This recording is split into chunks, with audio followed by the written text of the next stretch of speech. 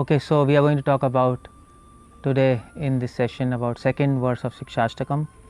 Nam namakari bahuda nija sarva shakti tatrarpita niyamita smarnena kala etadrishi tav kripa bhagavan mamapi durdaiva midrisham yahajani nanuraga. Now the second verse is very important for many reasons, and I'll tell you why. Now the second verse of Shikshashtakam has four parts, four subsections. Nam namakari bahuda nija sarva shakti is first, tatrarpita nimitena smarnena kala second, etadrishi tav kripa bhagavan mamapi third, durdaiva midrisham yahajani nanuraga fourth. Let's talk about them. The first section is Nam namakari bahuda nija sarva shaktis.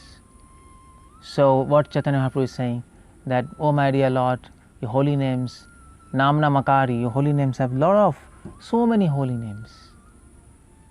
Bahuda nija sarva shaktis, and it has all powers invested in it. All your holy names, oh my Lord Krishna, has all the powers invested in it. Now this is very important to understand because generally now devotees says, Bhaktivinoda Thakur has written in one of his book Harinam Chintamani that there are two types of holy names, primary and secondary. Within primary also there are two types. One is Aishwarya, holy name, and Madhurya Parak. Now anyway, these are technical words, but simply let me explain you. Now secondary holy names are those holy names which are connected to this material world, like Paramatma. Paramatma is connected to this material world. Paramatma refers to God who resides in the heart of every living entity in this material world. Now Paramatma, or for example Jagat Karta, one who creates this entire material universe. These are all secondary names, or maybe Antaryami. So, but primary names have nothing to do with this material world, like Govinda, Madhava, Vishnu, Vaikuntapati, Narayan. These are all primary names.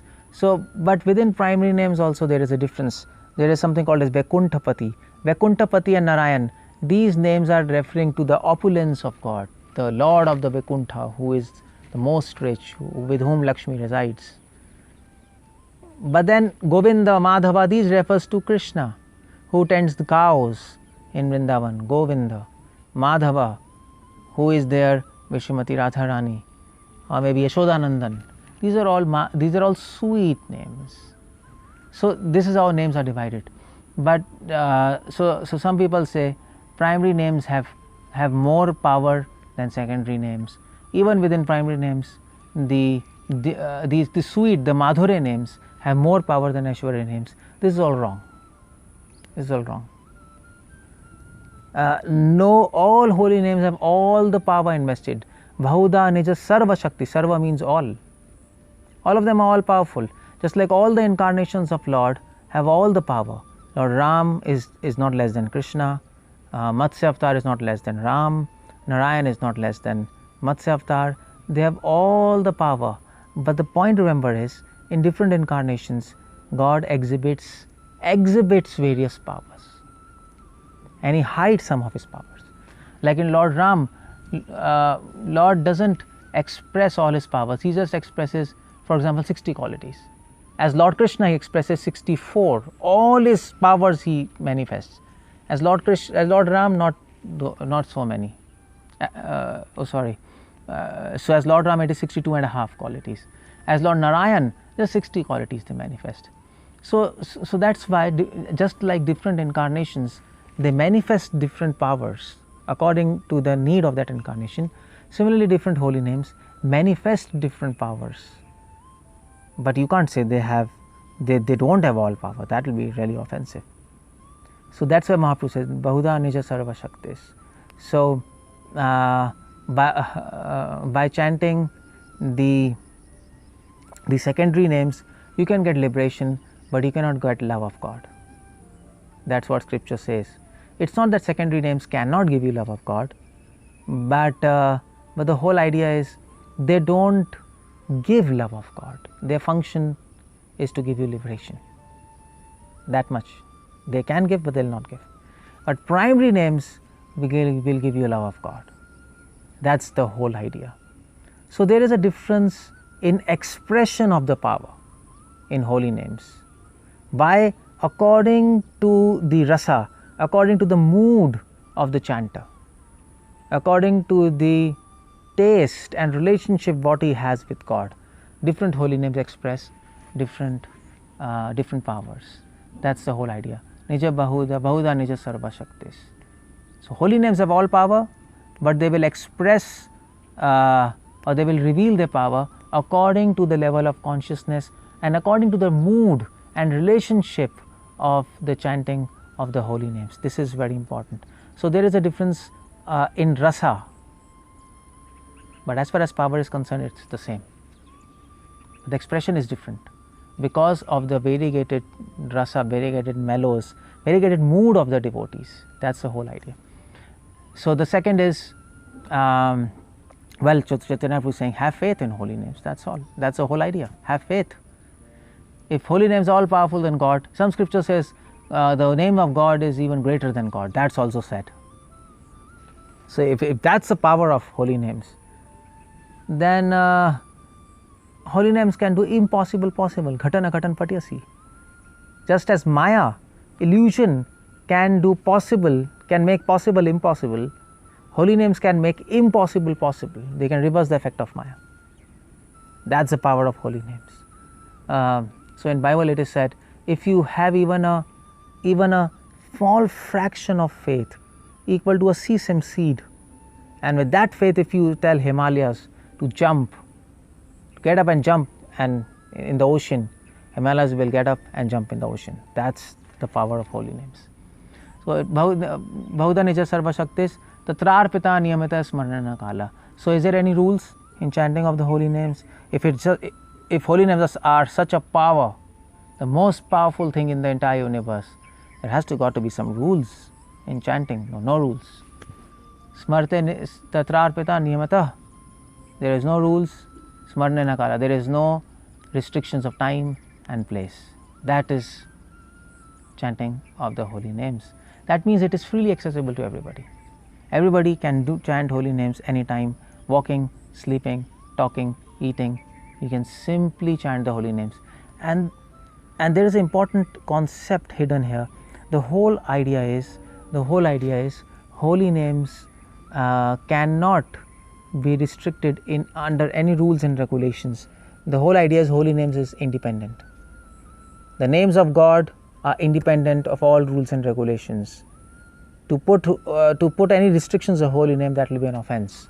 Any other process you see, there are restrictions of time, place, and circumstances. In yajnas, if you see, you have to see astrologically. You have to pinpoint the time when to do. There are restrictions of chanting mantras, and place should be pure. A holy name, it's not like that. So like that. And another important point here is holy names is sadhana and holy names is sadhya. Both sadhana and sadhya. Now what that means is we have to chant holy names now, and after perfection what we'll do? We'll simply chant holy names. That's all. We don't need to do any other meditation, any other yoga to make our chanting of holy names successful. Holy names are sufficient to do that. That is why it is said, Nija Bahuda Sarva Shaktis. It has all power and there are no rules and regulations. So you don't need help of anything else. You don't need to purify something, some place, or you don't have to see any time. Simply chant. And chanting will make your chanting perfect. That's the whole idea. Now, Etadrishi Tab Kripa Bhagavan Mamapi, that's the third part. Chaitanya Prabhu says, my Lord, Etadrishi Tab Kripa Bhagavan, Tava Kripa. Kripa means mercy. Bhagavan means my Lord. Etadrishi means like this. You have given all your mercy in the form of your holy names. That means, Chaitanya Prabhu is saying, when you chant, then you should have a grateful mood. Your mood should be that, oh my Lord, I am obliged. I am able to chant your holy names. My tongue is able to vibrate your holy names. I am so fortunate. I am always grateful. I am always indebted to you. This is the third part. This is a feeling. when you chant the holy names. A feeling of indebtedness. Simply saying once Hare Krishna, you are eternally indebted to Lord. That's a feeling. With this feeling we chant. Tadrishita kripa bhagavan mamapi durdaevam.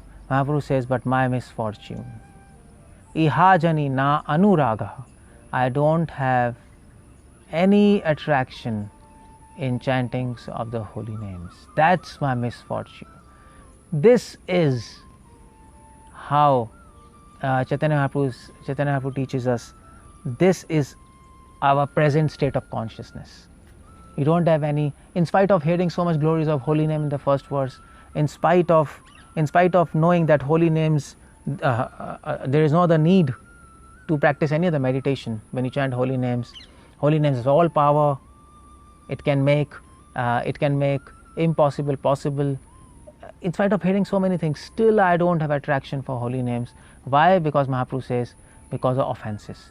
So in this verse, Chaitanya Mahaprabhu is advising us to avoid offenses, against holy names. So there are 10 offenses against holy names, which you can see now on the slide. 10 offenses. It's quite common in ISKCON, and you can read them, or if you go on Google and type, you will see there are 10 offenses. But the most important offense here is the 10th offense, not to chant attentively. That is pramadascha. So if you chant the holy names of Lord attentively, and if you avoid these offenses, then automatically you will start receiving gifts from the holy names, which we mentioned in the previous lecture, and your life will be successful, and you will develop love for Krishna and go back to him beyond birth and death, eternally to enjoy with him.